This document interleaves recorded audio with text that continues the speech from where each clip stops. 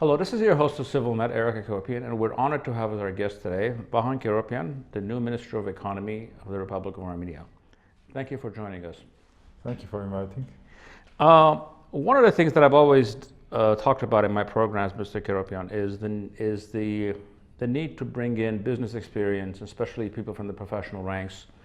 We have a very successful service sector in Armenia and a very successful IT sector. And I think it's very important for us to use those talents as we're trying to build a functional state, a functional economy, and eventually a functional military. And I think you are sort of the living example of that. So before we talk about the specific programs that you're doing in your ministry, I want you to give us a 2 or 3 minute background of your business background, the things that you helped start, and what brought you to this moment, that brought you to the attention of the Prime Minister that appointed you to this position. First of all, I wouldn't say that anything in Armenia is very successful. So we are just in the beginning of forming competitive industries in Armenia, but still have a lot of things to do in any area.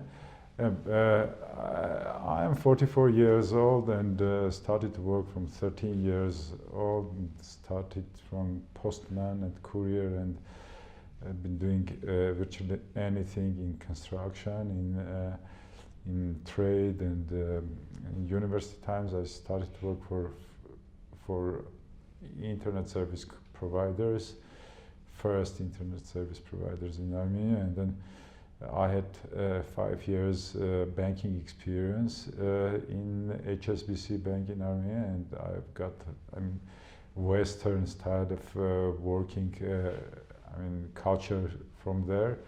And then I joined Star supermarket chain as chief executive officer, and I served there for 8 years, and I've gained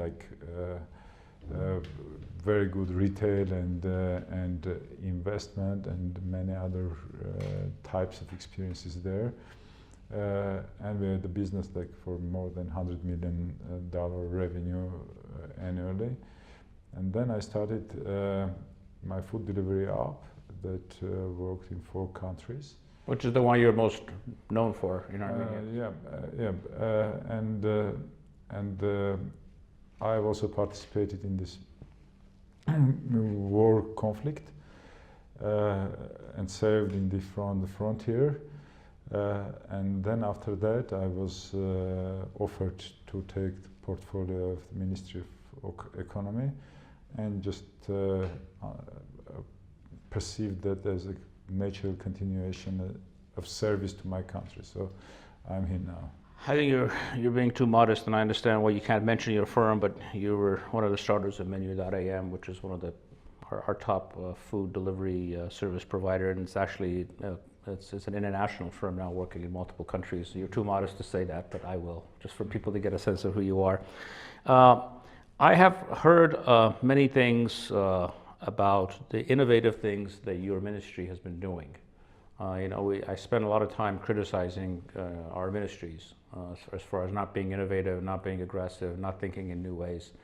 And I've heard the opposite in the case of your ministry since you've taken over. Can you give us a few examples of things that you guys are doing that is different than what it was doing before, things that are cutting edge or things that are more engaging with the world, especially the diaspora, business experience, and things of that sort?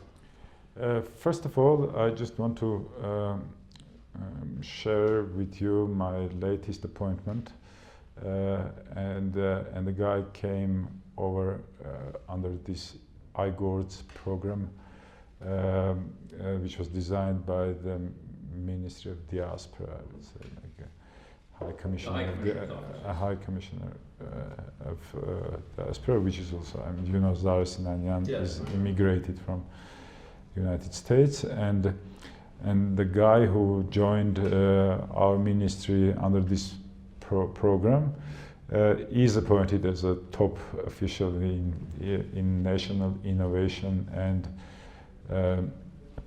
Entrepreneurship Center, and this is very very important moment for me because I always value people who immigrate from different countries and bring skills, know-how, working style, working culture to Armenia, because one of the biggest challenges that we face here is actually human capital. Armenia has been like closed economy for last 30 years or for 28 years, I would say, until revolution, I would say. And one person could become successful for different reasons, but not for being competitive. A crony capitalist. So, and therefore, people who became professionals here in Armenia without any competition from abroad and without in a non-competitive environment are not really good in the international level.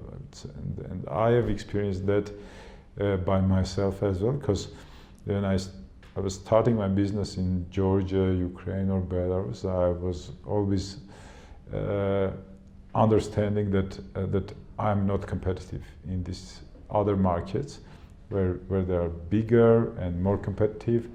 So, and therefore I think that it's very important to have as many people immigrating from abroad and bringing their international experience and working culture to Armenia. So we need a critical mass of such people here in Armenia. But I have also another advisor that came from Switzerland, and she is now coordinating all the relationship with people from abroad. And we have scientists association. We are closely working with Armenian Economists Association that is like widespread throughout the world, and actually we are involving many people. So anyone who wants to be helpful is more than welcome. Well, I think your approach is very refreshing, and we've discussed on my programs the need for creating centers of excellence, and I think what you described is you can't have centers of excellence when you have monopoly systems, which we hopefully have less and less of, because you can't be excellent when you don't have competitors or people pushing you. Yeah. One of the things that I know you have talked about and focused on is the tourism sector. Now, many people have this illusion that Armenia, earns money from tourism, or we're a very developed tourist country, and we're actually not. And we actually export more tourist dollars than we import tourist dollars, which is a fact that a lot of people don't know. But we sort of have this unique situation now with COVID. For example, a couple of weeks ago, Armenia and Serbia, I think, are the only two places in Europe that are actually open to US travelers because of COVID restrictions. And COVID is also forcing a lot of our tourist dollars that would go abroad to stay in Armenia. And our tourist sector overall is underdeveloped and always has been underdeveloped, but it's the low-hanging fruit. It's one of the easiest things to develop compared to other industries, high tech and other things. What are you doing on that front, and what do you think we can do to use that as a better catalyst for development? I think that first of all, I would also mention that now we are in negotiations with a very good professional from Finland, Armenian person in Finland, to attract him as a chairman of tourism committee. And also because I'm coming from e-commerce industry, I know that actually tourism is something about branding and marketing. So I know many things that we can do to improve situation, to increase marketing budget there. But I mean, to view it to tourism as what we want from tourism industry. In general, I would say that actually I'm not thinking about tourism as something that that we should attract tens of millions of tourists like Georgia, because in such case, and half of Armenia's population would be engaged in serving tourism, and I really don't want to go in that way, because we want to generate much higher added value per capita in Armenia than actually tourism industry can generate. So, and in such case, we have to probably to focus on the high end or premium category, and to design our services in that way, so that probably we will end up like 2 or 2.5 million tourists per year, but spending more than they do now. And of course there are some plans there, and we are just following that way. So you're actually, your target is not mass tourism, your target is bigger spending tourism. Yeah, but also we view the tourism not just a standalone country, but more in the regional context. And we also think that Armenia plus Georgia or Armenia plus Iran may be a better package than just Armenia alone. Obviously, all of us, it's no secret, we've came through a very difficult year, economically, politically, militarily. We had the COVID crisis that gave us an economy last year that I think shrank by 8 or 9%, depending on what the final, 7, whatever the exact numbers were. Followed by the impact of the war, which can't be positive, must have been negative. How do you see us doing economically this year? Are we going to have growth? What's the extent of that growth, and what's going to be the driving force of that growth? Anecdotally, I saw a poll yesterday. People regard the economy as the #1 issue facing the country, even more so than national security, which was quite revealing. And you see contradictory things. Retail sales seem to be up wherever you go, even outside of Yerevan. The suburbs, stores are full, restaurants are full, but you obviously have had a severe economic impact from last year. How do you see this year going, and what are you doing to rev up the economy once again? Firstly, I just want to comment on last year. We passed really a very difficult year, and we had a disasters, and not one, and double shock. But this is a good moment to review our way of living and way of acting. And I had several occasions in my life when I was really beaten in any contest or in any situation, and this was a moment when I just really grew as a person. And this was like in English there is a wording saying that disaster shouldn't go to the waste. And we have to take this very seriously, and everyone should understand that we have to change ourselves and grow as much as possible, because the challenges that we face in our region are quite big, and we have to improve ourselves dramatically to meet these challenges in a proper way. So regarding economy, I think there are really very low-hanging big fruits, and one of them is like a lot of investment projects that are stuck in the bureaucratic rooms and cabinets and are not moving. So I've been like engineering city, that one as well, but many others, like some in construction and some like oil refinery factory that is not working due to some bureaucratic stuff, and I was able to change many such projects, and many of them are already working, and by just pushing these investment projects into the market are really helpful. But I'm not just manually helping these companies, but also we are just analyzing what are the problems and solving these problems, because our legislation, which is currently not changed fully, was designed for corruption.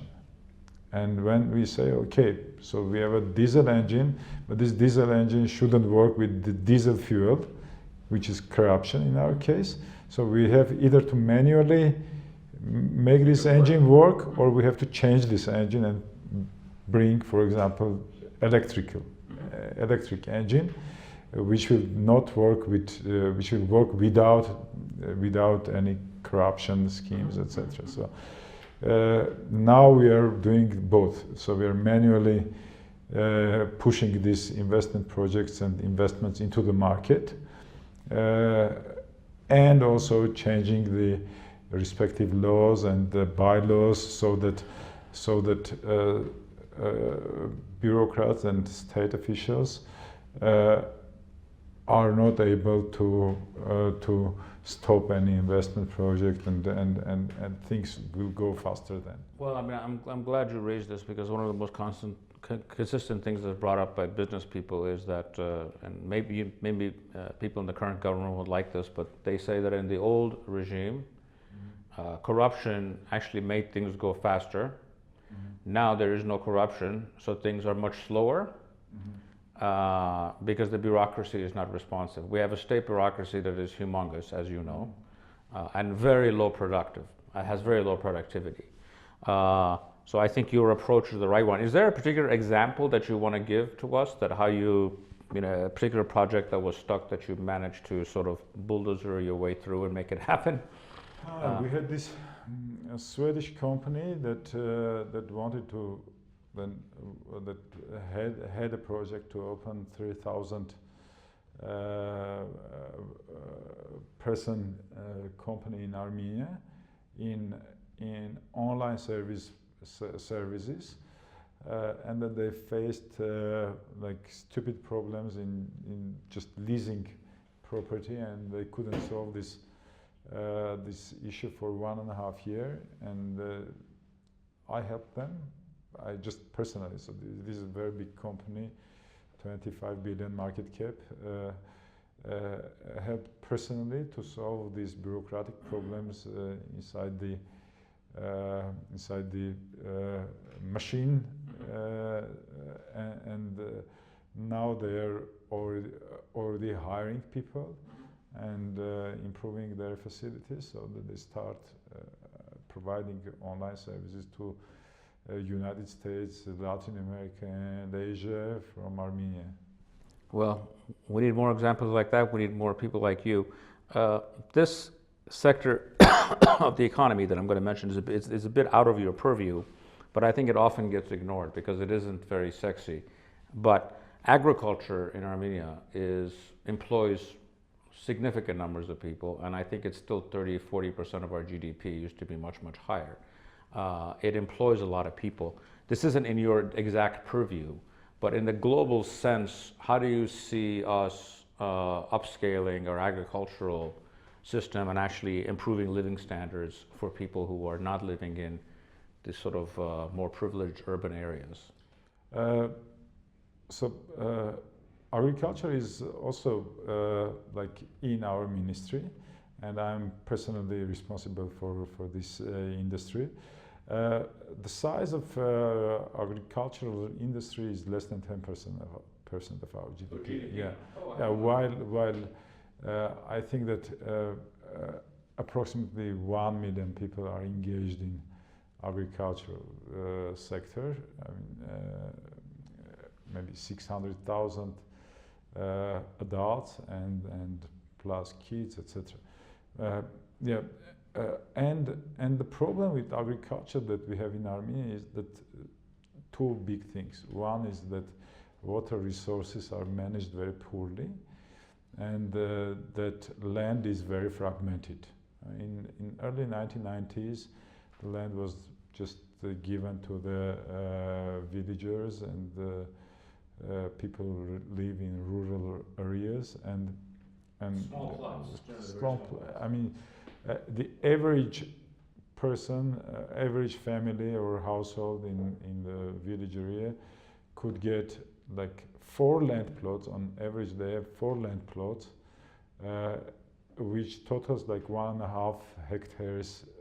I mean, these 4 land plots aggregate of these 4 land plots. So, yeah, and each land plot you could imagine like 4,000 square meters, and that's very small piece of land to have productive agriculture. So one of the most important things that in agriculture is needed, and we are starting it right now, is the land reform, which will help us to consolidate land and attract more investments into this field. So we have also tax problems there, and we are sorting this out too.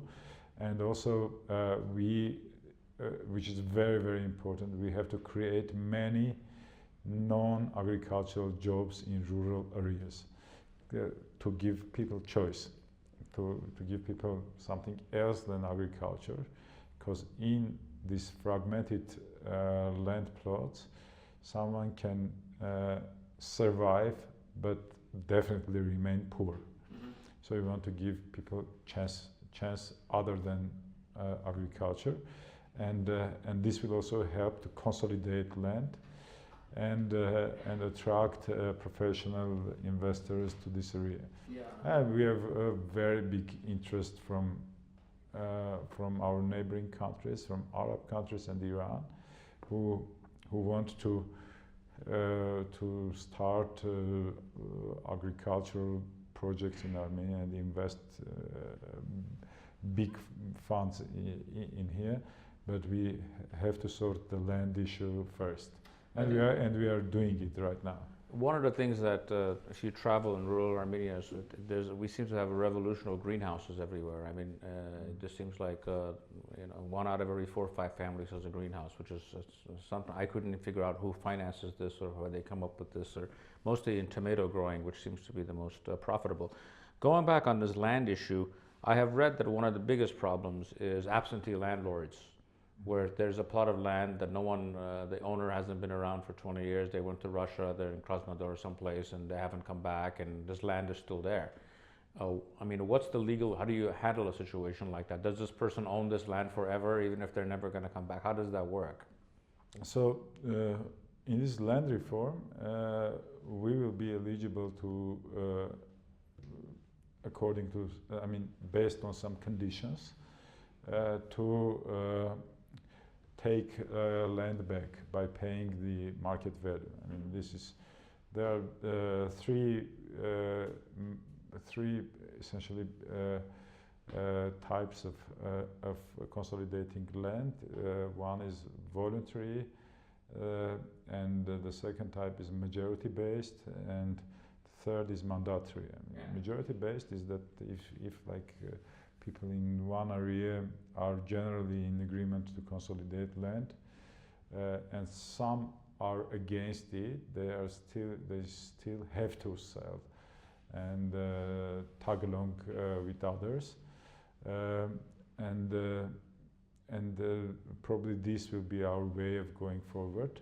And in such case, we will be able to consolidate land, and even if some landlords are absent and not living in Armenia, and there are also a lot of other legal problems, but we are going to dig in this problem and solve it. Well, Minister Kerobyan, I want to thank you for joining us and giving us a very valuable time, and thank you for educating me. I had no idea that agriculture was just 10% of GDP. I think that's actually always good news when those numbers come down, because it means other industries are growing. Thank you for joining us, and thank you for being our guest. Thank you too. This is, thank you for joining us. This is your host of CivilNet, Eric Hacopian, and we'll see you the next time.